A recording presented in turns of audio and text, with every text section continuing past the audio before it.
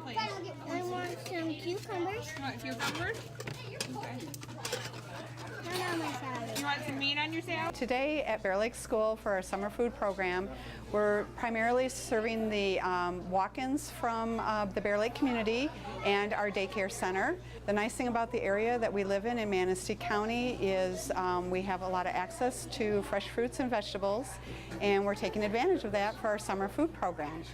Today we're serving some of our commodities with tortillas and ham and cheese, and we're also serving fresh fruit from another local farmer over in the Caliva area of Manistee County.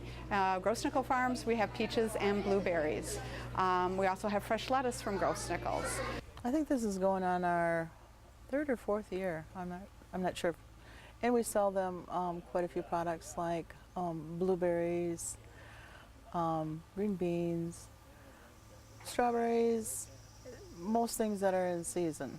And when I heard that the schools were interested in getting fresh local products, it was kind of a no-brainer fit for us for a couple reasons. One is because we do have the products and it's another outlet and a source for us to sell.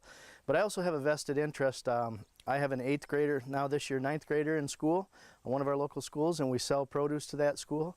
So I know better about the food and the meals that the kids are getting, and the fresh produce has been, it's been a huge thing for them. And an interesting thing too, because some of the kids from the schools work on the farm, and it was really exciting to see them tell their buddies, hey, we picked that or we grew that, you know. And so that's part of the reasons that I'm into the Farm to School program and what I like to see happening with it.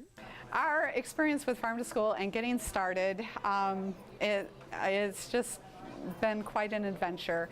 You know, we started this 5 years ago. I think this is our 5th year going into it.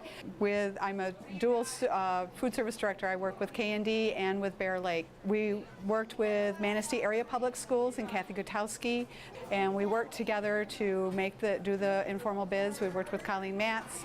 She was really the spearhead.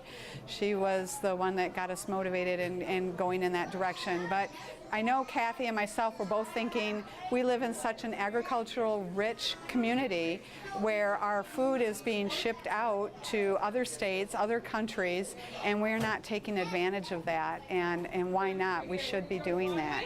And it's a way to help our local farmers find another market. I think they should do it. I guess the biggest surprise to me was asparagus. That was my thought too, kids and asparagus, but they love it. They absolutely love it. So I think it's a good way to promote kids into trying fresh vegetables, and it works. I see it as an opportunity for the future, not only farm to school but farm to institution, because I think this I know this is branching out in a lot of different directions. So it's a business that is growing. You don't start out in business making a ton of money. You grow your business to make money, and I think I'm hoping that in a couple years that farmers in our area have an opportunity to not only supply fresh local vegetables and produce to the schools on more than a 10 or 20% basis, you know, at that time in season. But what I'd also like to see happen is the capabilities of us in this area getting together and getting an IQF, which is a quick freeze machine, and storage capabilities, and then possibly even be able to brand and freeze and store our local produce to be able to provide it to the schools and institutions later than just a fresh market item. What I've learned is network. Get on Michigan Land Institute, get with Colleen Matz at CS Mott at MSU, use your MSU Extension office, call other food service directors that are already doing it. There's a lot of us out there. Connect with your co-ops, Spark with Great Lakes, with your distributors, Van Erden, Cisco, and Gordon's. They've got connections there as well.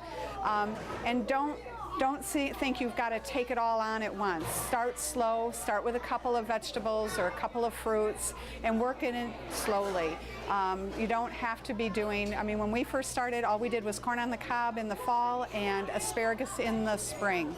And then we got into strawberries, and then we got into apples, and now we've got some fundraisers that are going, but this is over a 5-year period. So start slow, start small, get to know your farmers, start building a relationship with them, go out, visit their farms. They love to talk about what they're growing in their land.